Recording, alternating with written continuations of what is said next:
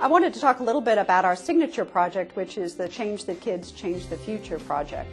We have really identified schools as a place where we can spend time and energy and make a real impact on the lives of the children and then as they get older.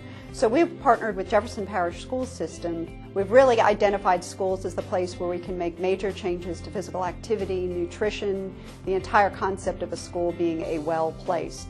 We do work with the teachers as well as the families and the students, and we really try to empower the students to make changes within their own environment in the schools.